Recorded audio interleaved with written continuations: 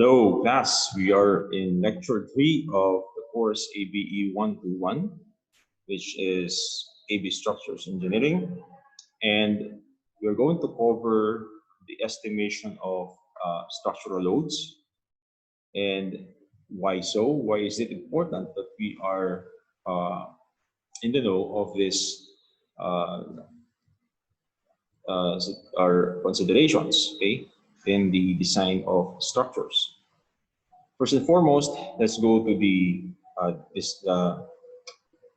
actual process of erecting structures, and let us not forget, okay, in the design that we need structural analysis in this these steps, okay, and I know that you are already familiar with that. But then the design, okay, the design would need information about what, for example, the structure is intended to be in purpose, okay?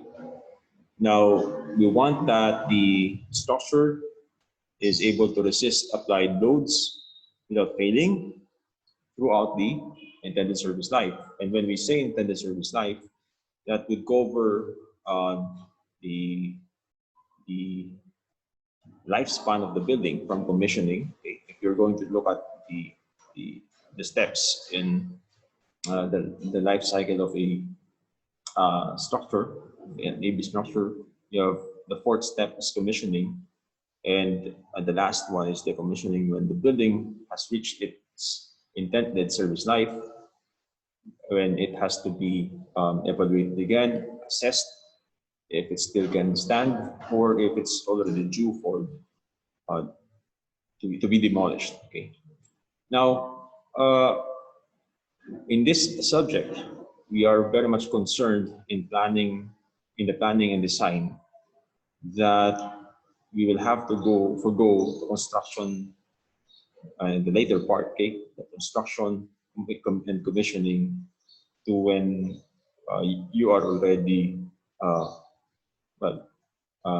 doing your work, okay.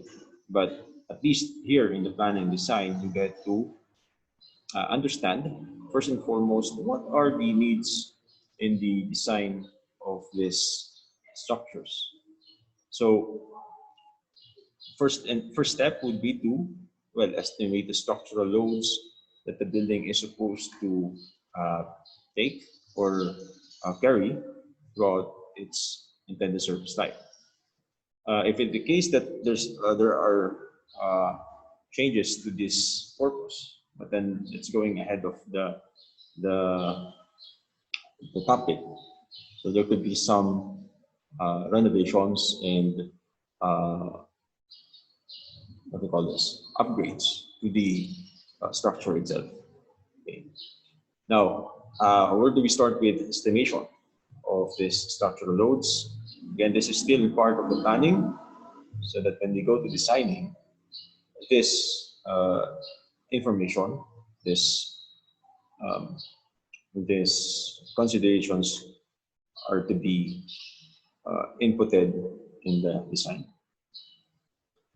Now, the planning involves identifying all requirements and factors, okay, that would influence what the layout of your structure, okay.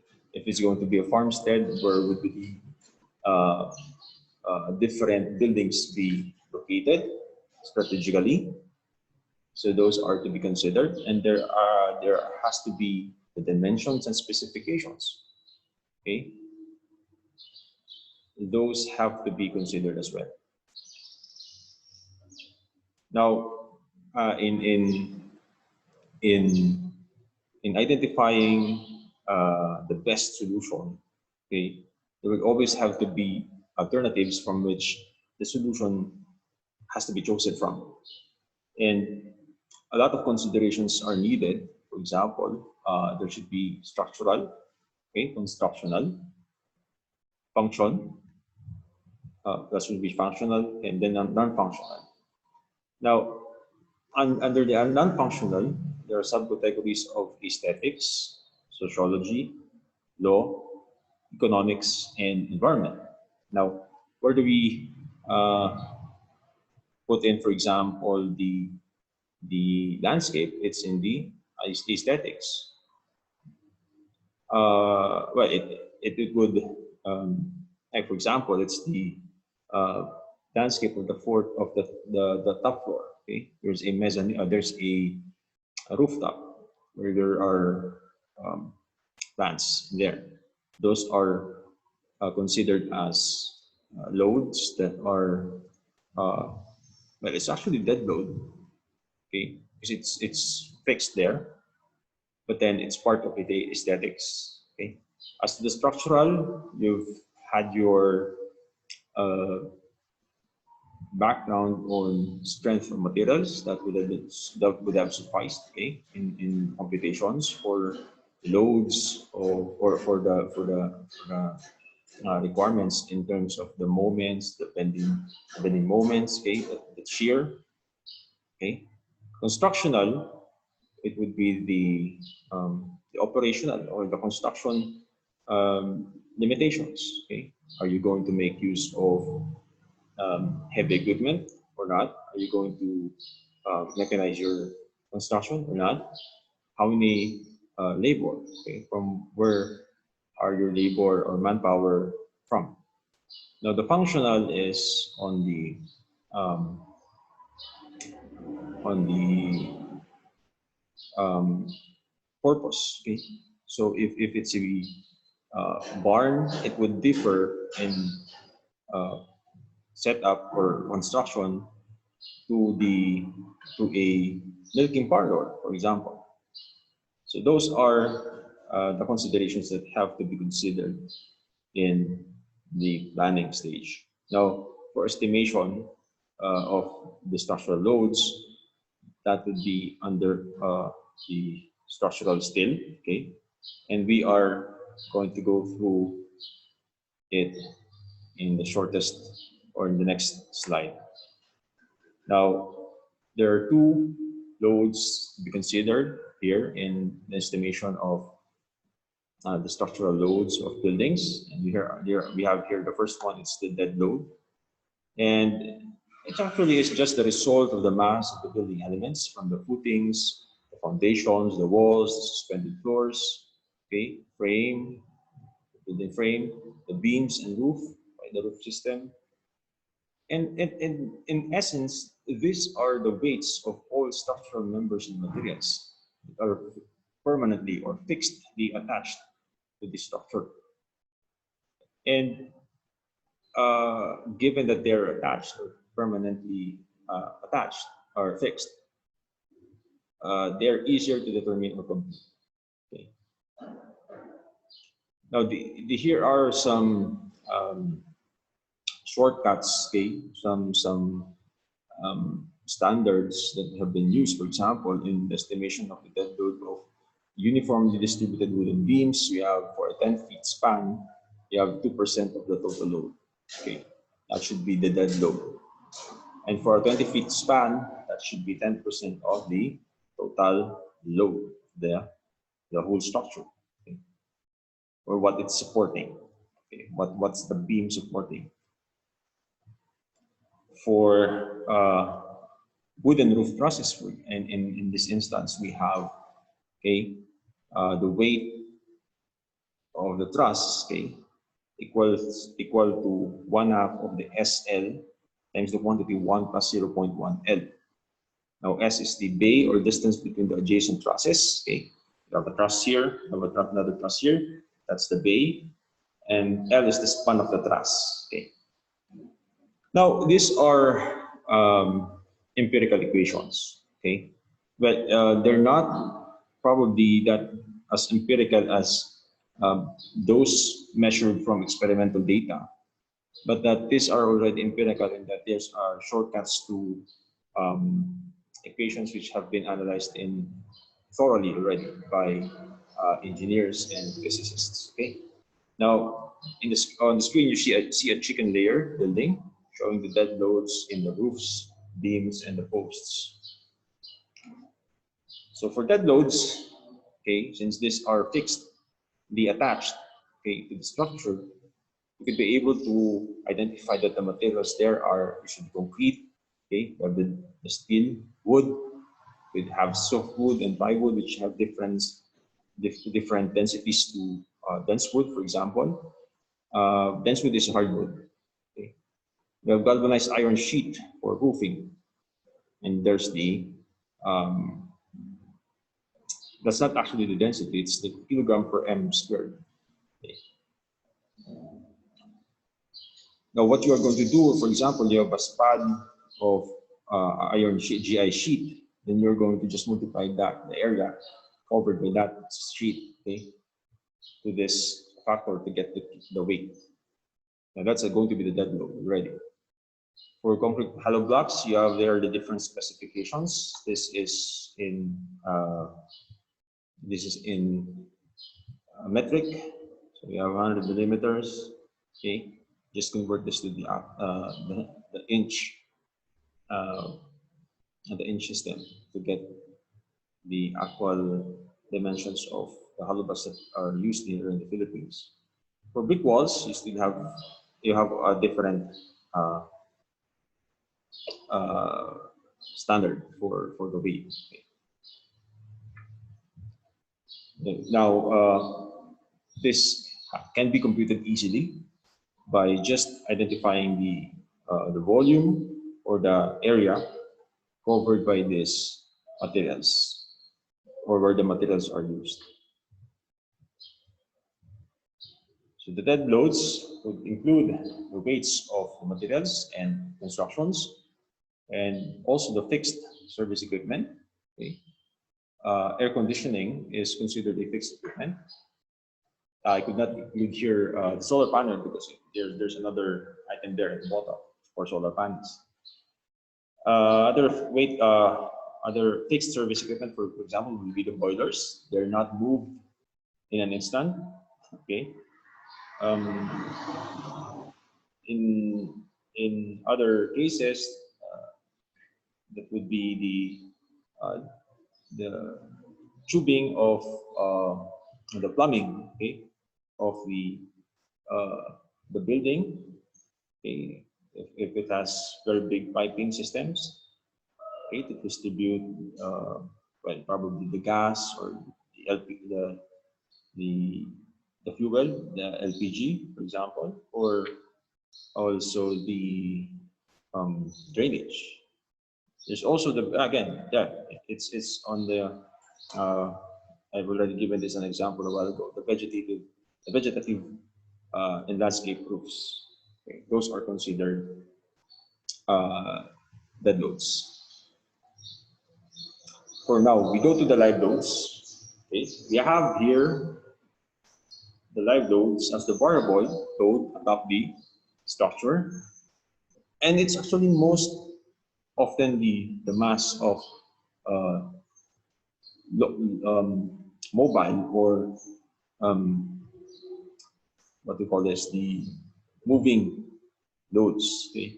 Like animals, people, equipment that are easily transportable or transported, and we have also other materials. For in the same chicken layer building or structure that we had a while ago, you have here the live load of the chickens themselves, okay? The layer chickens. Okay? The eggs, they're also added weights. They're just removed easily or they're harvested. And that's why it's also considered a live load.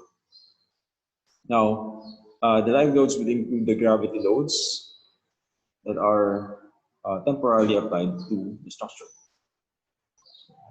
Everything that's considered a gravity load. What about, for example, the tank system? Okay. Water tank atop this a, a farm building. Okay, what is that?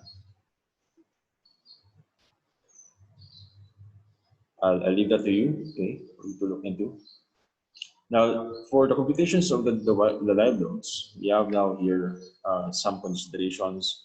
Okay, one thing that we have not yet discussed is that we have the wind load as a live load, and it's measured or computed using this.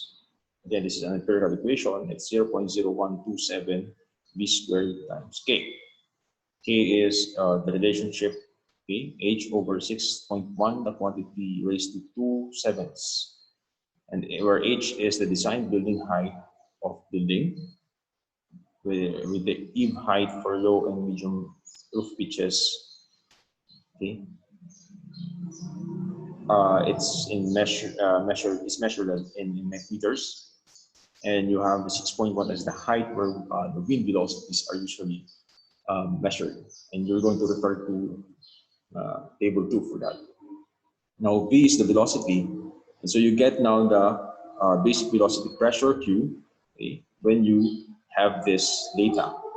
That would give you the information of the pressure applied on a windward side of the building, and that pressure can be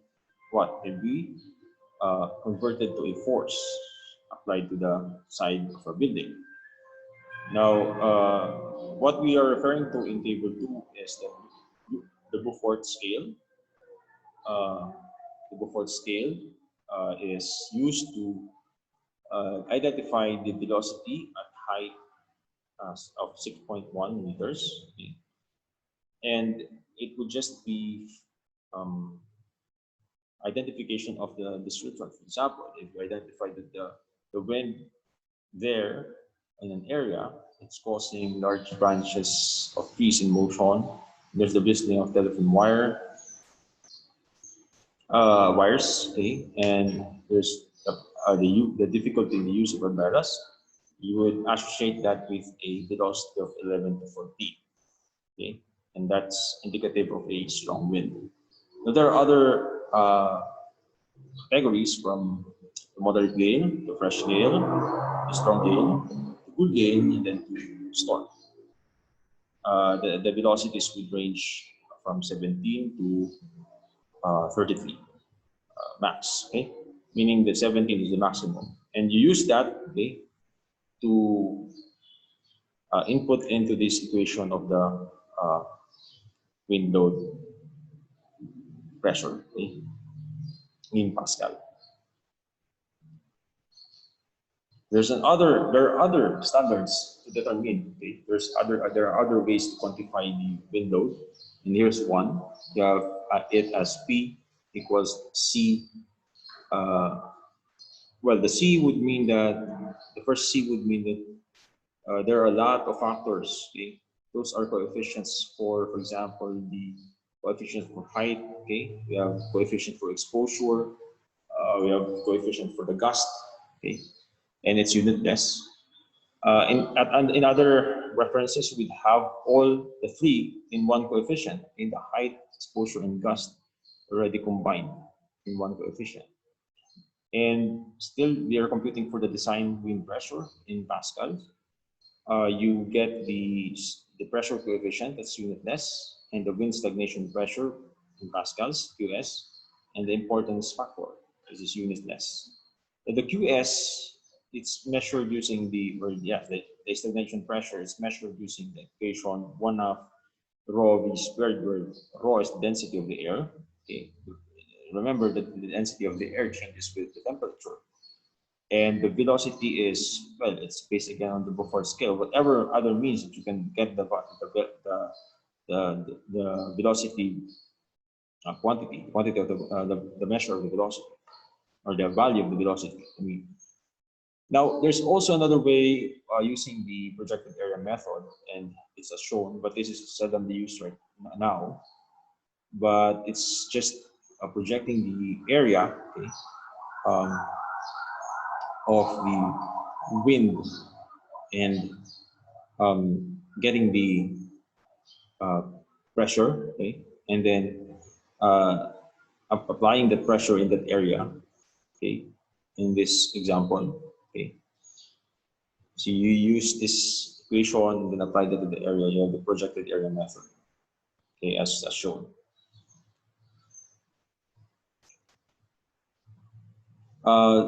They're actually, okay, let's just first go through this. Okay, the CQ is measured or it's determined using this uh, table, and this is for the gable roof type farm buildings. Okay,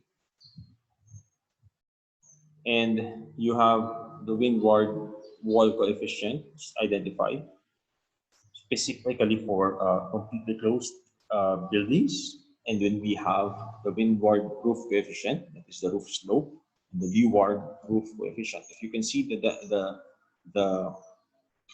notation here, okay, of which is the leeward and the windward sides.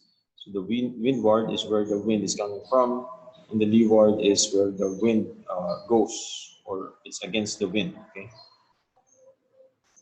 it's opposite actually the wind. The side that is opposite the wind. So these are the values that have to be determined, okay, for the CQ. Again, even the leeward side will experience pressure, but it's at a very uh, if you could see, it's a negative zero point 0.5 even. Okay.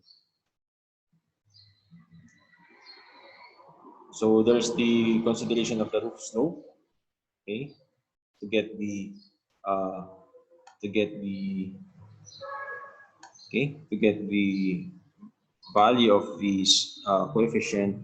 You're going to identify first the uh, roof slope. Okay.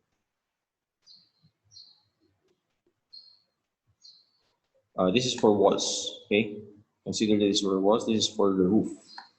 Okay, and for a 15-degree roof. Okay, 15-degree roof, something like that. So it's a negative, but when it comes to 30 degrees, okay, it's already positive 19. Okay, this is positive. Now, if it's open, okay, open on both sides, you won't be needing of a value for the coefficient. Okay, no coefficient for that. Why? Because the wind is just going to blow through. But you're going to still need for the roof. Okay, okay. These are the values.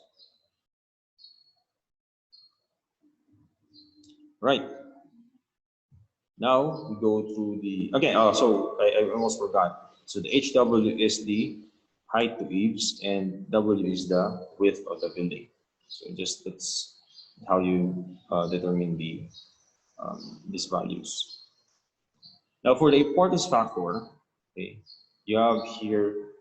Uh, this is actually just a value that's used to identify how risky or how important the life is in the building, or how risky is the building. Okay? How is it um, um, to persons or or uh, living people inside. So if it's a service, for example, to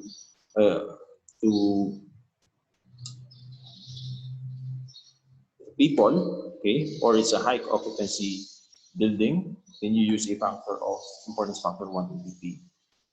That would increase the value of the window. Okay, but if it's, for example, buildings and it's there's a low risk for human life.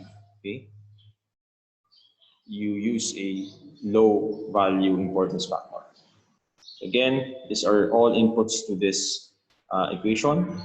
If you are, I was almost saying, going to say this a while ago, that these are based on the ASCE, American Society of Civil Engineers, standards for wind loads. And there actually are a lot of information there. Okay. They have continuously been updating this equations and the considerations, and that would mean that would mean to improve on the standards itself. But that it doesn't mean that this current ones that we're using are already out of date. phased out, but it's just that these are not out of these are out of date. Okay, but then again, just to emphasize to you that these equations, okay, or this there are these equations that are being used, okay, that is to impress on you that idea that these equations are available for use by engineering practitioners or engineer practitioners, so that well, the wind loads will be as accurate as possible. Now, other live loads, we have loads on suspended floors, and these are just the animals or the equipment.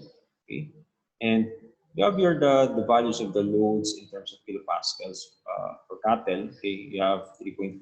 Just multiply that to the number of cattle, okay?